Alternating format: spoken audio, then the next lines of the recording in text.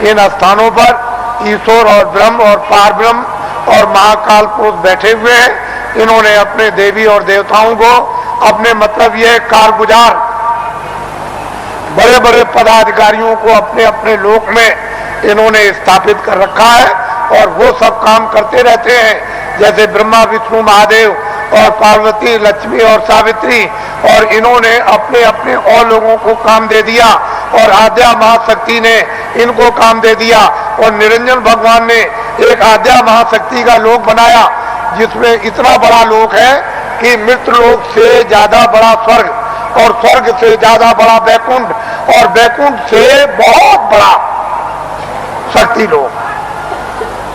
उस शक्ति लोक में स्त्रियां राज करती हैं। पुरुष स्वरूप का यानी पुरुष रूप का और पुरुष की शकल का नाम और निशान नहीं है। वह सारी की सारी स्त्रियों का राज उस मंडल में उसको कौन पार कर सकता है, किसकी सामर्थ्य है।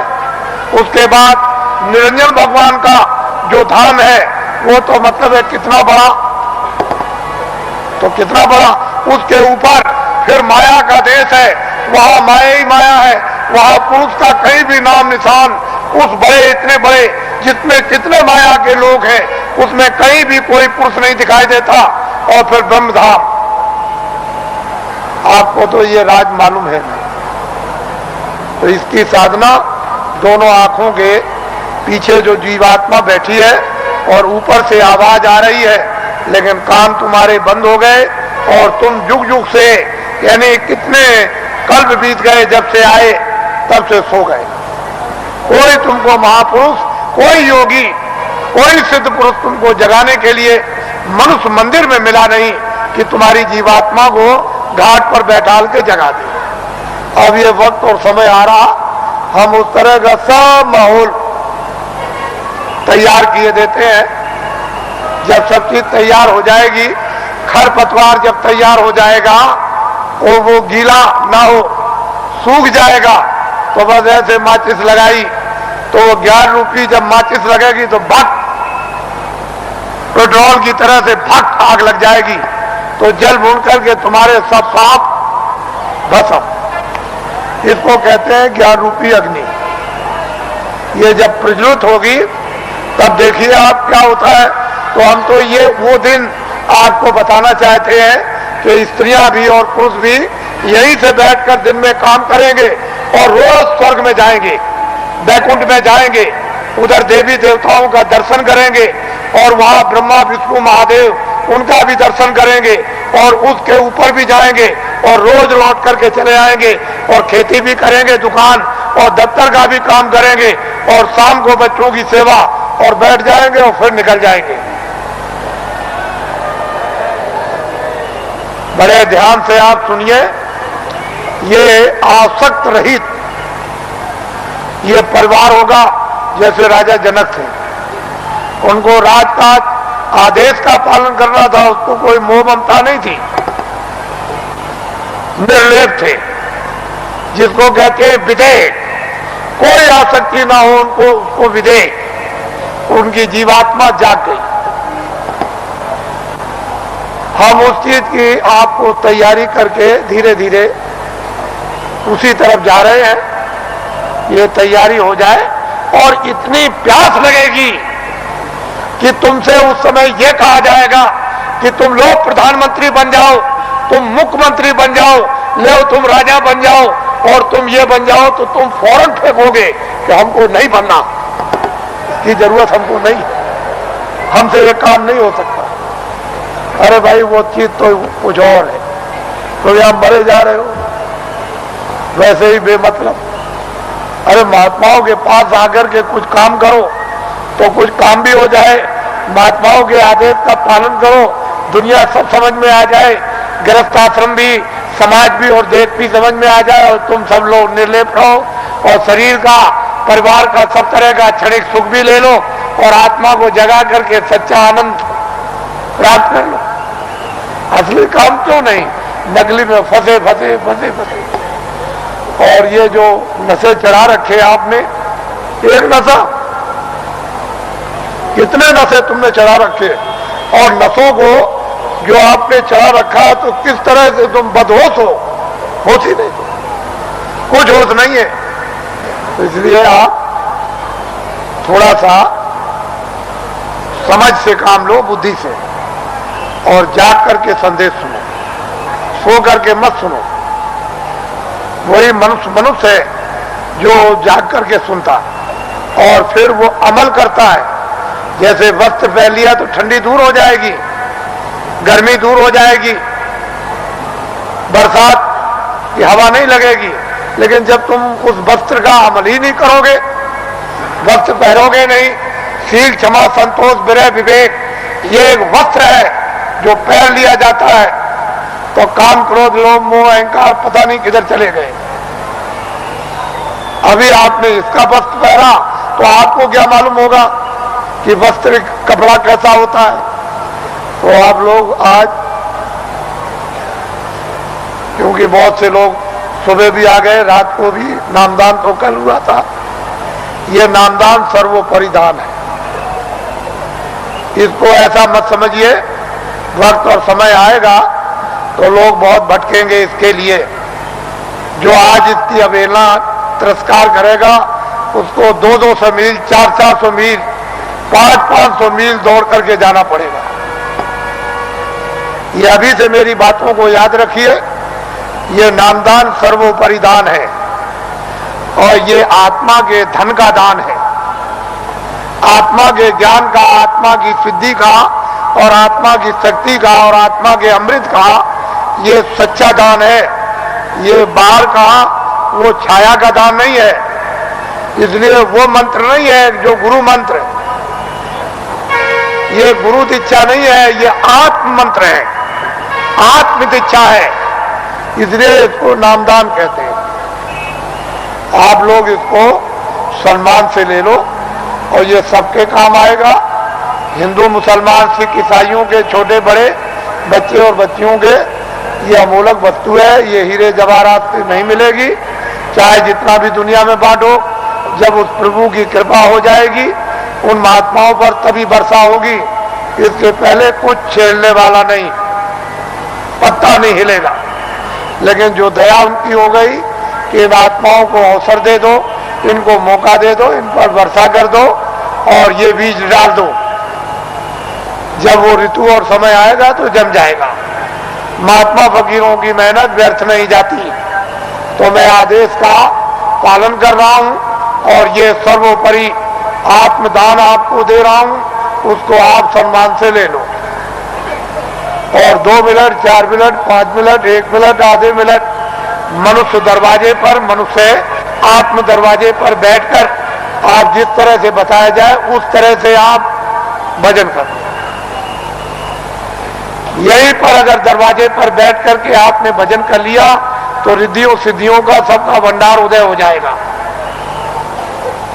यहीं से सब चीजें मिलने लगेंगी। लेकिन दरवाजा नहीं मिला और वहां बैठ करके भजन नहीं किया तो कुछ मिलने वाला नहीं है।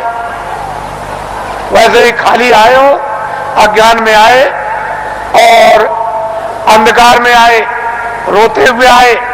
जब जाने का समय होगा तो ज्ञान रखवा लेगा, देखना रखवा लेगा, सुनना और बोलना रखवा लेगा और एक पीछे से ठोकर मारकर रवाना कर देगा। इसलिए आप लोग संभल करके रहो। हम तो कोई जय गुरुदेव है नहीं। इस किराए के मकान का नाम आपका ही रखा हुआ, जो रखवाया होगा उस समय के पंडितों से, यह नाम तुलसीदास है। और जय गुरुदेव नाम उस परमात्मा का, ईश्वर का, भगवान का, उस सर्वशक्तिमान, उस है ब्रह्म का, उस अल्लाह ताला यानी खुदा और गाड का नाम। ये किसी इंसान आदमी का नाम नहीं। तो जो नाम मैं भगवान का बोलूंगा सब लोग एक साथ बोलेंगे, आगे पीछे नहीं। जो नाम बोलता जाऊं सब लोग उच्चारण करना, जिससे हमको मालूम हो कि आप शुद्ध नाम का उच्चारण कर रहे हो। जब मैं बोल बंद हो जाऊं तो आप भी बंद हो जाना। बोलो जय गुरुदेव। और ये आत्माओं का गोपनीय है, यानी रूहों का गो। ये छुपा हुआ राज, ये खजाना है। ये जब तुम जरा सा रियाज और जरा कमाई करोगे, थोड़ी सी आप मेहनत अभ्यास और साधना करोगे तो जल्दी से ये प्रकट होने लगेगा। लेकिन तुम ऐसे ही बैठे रह गए तो घर का भी कोई काम नहीं होता। और वैसे घर में भी कोई आपको नहीं पूछेगा, अरे भाई काम प्यारा चांद थोड़ी प्यारा है। अरे भजन करोगे तब तो तुम प्यारे बनोगे, तब तो तुम्हारी जीवात्मा इस अंधकार से, इस जड़ता से निकलेगी। लेकिन भजन नहीं करोगे तो कौन किसको प्यारा? पति स्त्री को जवाब देता है, स्त्री पति को जवाब देती है, माँ बाप बच्चे को जवाब देते हैं, चाम नहीं प्यारा काम प्यारा। अरे बातें प्यारी नहीं है, साधना और भजन और प्यारा है। तो इसलिए थोड़ा तुम भी मेहनत करो, हम भी करो, दोनों की मेहनत से ये हो जाएगा, काम पूरा हो जाएगा। आज गुरु महाराज का ये उनका पुण्य, जो संकल्प यहां छोड़ गए हैं, जो आशीर्वाद और आदेश जो दे गए हैं, ये सब उनकी चीज है। हमारे पास कुछ उन्हीं का आशीर्वाद, उनकी दी हुई ये दौलत है। और उन्होंने आदेश दिया है कि इस तरह का जब समय आएगा तो बांट देना, वो आपको मिलेगी। उनकी ये स्मृति है, यादगार, कि ये खजाना महापुरुषों ने बांटने के लिए दिया है। ये उनकी यादगार और वो सब चीजें ताजी। गुरु महाराज बड़े सादे थे, बड़े सीधे थे, बहुत सादगी थी, बड़े सीधे थे, बड़े भोले थे, लेकिन जानते सब कुछ थे। कोई चीज उनसे छुपी नहीं, सब कुछ जानते थे। और उन्होंने ये संकल्प, तो उनका ही ये संकल्प है कि जीवों को बहुत लाभ होगा, रूहानियत का, आध्यात्मिकता का। आगे सब लोग तैयारी करो, भंडार खुलेगा और सब लोग उस भंडार में प्रवेश होंगे और असली खजाने की लूट होगी। लोग लूटेंगे अपने अपने दामन, अपनी अपनी झोली, नेत्रों की झोली, नेत्रों का दामन, दिव्य नेत्र की झोली और दिव्य नेत्र का दामन फैलाकर, और माल की, अद्भुत माल की, दैविक माल की, वो खजाने की यानी लुटाई होगी। और हीरे जवाहरात ये उस लुटाई के सामने कुछ नहीं है। वो चेतन हीरे, वो अमृत के हीरे ऐसे बरसेंगे जिसको ये सब के सब इस मनुष्य रूपी मंदिर में अपनी आंखों से वो लुटाई होगी कि जो वर्णन में नहीं आएगी। आपको क्या मालूम है कि आकाश से क्या वर्षा हो रही है? तुमने अपना दरवाजा ही बंद कर रखा तो वर्षा क्या पता चलेगी? अरे दरवाजा तो खोलो, मुंह तो खोलो, तब वर्षा मालूम हो कि कैसी वर्षा हो रही है अखंड। महात्माओं ने जो कुछ भी वर्णन किया है वो कटु सत्य है, उसमें जरा सा भी कोई गुंजाइश नहीं। तो ये उनकी पुण्यतिथि है और उन्हीं के संकल्प का ये आपको प्रसाद। वो तो देने का एक आधार तो चाहिए, तो कोई आधार आपको, जो आधार है वो आपको दिया जाता है कि इसको आप संभाल करके ले जाएंगे। हो सकता है कि साल भर आपको अवसर न मिले, तो इसको आप प्रसाद को संभाल करके रखेंगे और जरूरत पड़ने पर आप इससे काम लेंगे। अपनी व्याधियों में, परेशानियों में कभी कभी ऐसा भी होता है कि हे मालिक, हमको कुछ नहीं चाहिए, जितने दुख हमारे कर्मों के हों वो जल्दी से जल्दी हमको दे दीजिए, लेकिन प्रार्थना यह है कि बर्दाश्त जरूर दीजिएगा और हमको आत्मधन लुटा दीजिए। तो इसलिए भी आत्मधन की लूट के लिए भी प्रसाद खाते हैं, ये तो मुख्य चीज है।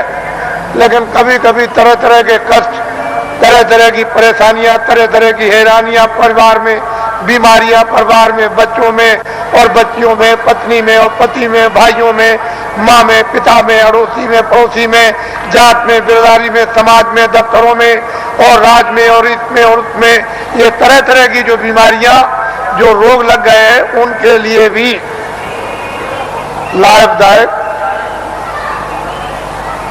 लेकिन यह है कि अनुचित उपयोग करोगे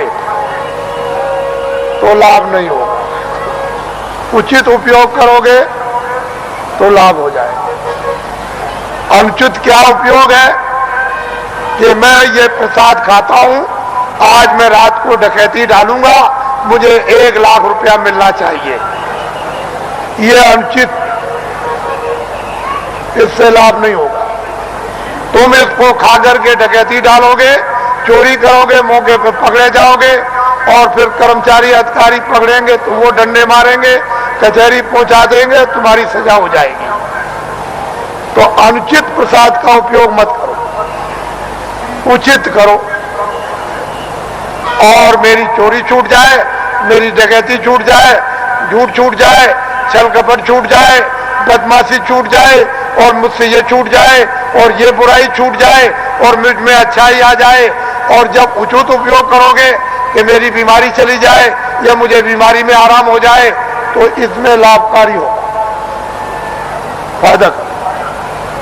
ये इसलिए बातें आपको बताए देता हूं कि आप श्रद्धा से, आस्था से आपने रात को तपस्या की है ठंडी में। हम भी देख रहे हैं, हम कोई ऐसा थोड़ी कि नहीं। आपको क्या मालूम कि रात को मैं कैसे घूम रहा था, किसी को नहीं पता कि मैं कैसे निकल के, किसी ने नहीं पहचान पाया, कोई भी सड़क पर पहचानने वाला नहीं मिला। तो आपको तो ये जानना चाहिए कि मतलब ये है कि मैं देखता हूं, ऐसा थोड़ी है कि मतलब मैं अंदर घुस गया तो मैं देखूं और समझूं नहीं उसको। तो ये सब मैं देखता हूं कि आप अंगों से तपस्या कर रहे हो और तपस्या का फल आपको मिलेगा। ठीक है, आपने शरीर से गुनाह किए हैं, बुरे काम किए, पाप किए हैं, आपने, ये ठीक है कि आपके ऊपर जमा है, लेकिन तपस्या अपनी जगह। वो तो धीरे धीरे धीरे धीरे जिसका ढेर ज्यादा हो जाएगा और फिर एक दूसरे में मिलने लगेगा, तो मिलकर के एक दूसरा अच्छा और खराब खून शोधन करके और खराबी को निकाल देता।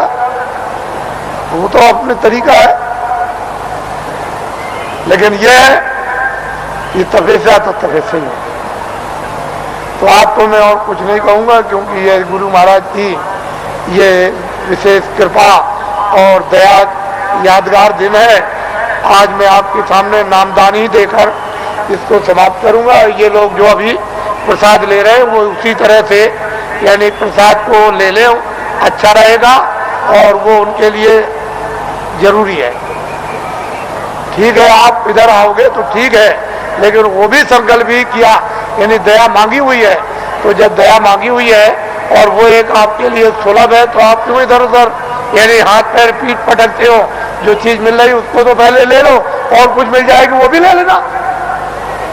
अरे भाई, इसके माने ये थोड़ी है कि अगर कोई 10 दे तो 10 भी ले लो, कोई ये दे दे तो और भी ले लो, कोई एक दवा दे दे तो वो ले लो, कोई उससे भी अच्छी दे दे उसको भी ले लो। तो ऐसा क्यों कि बस हम नहीं लेंगे? अरे रोग तो रोग ही है, बीमारी तो बीमारी, भूल भटक तो गुरुदेव।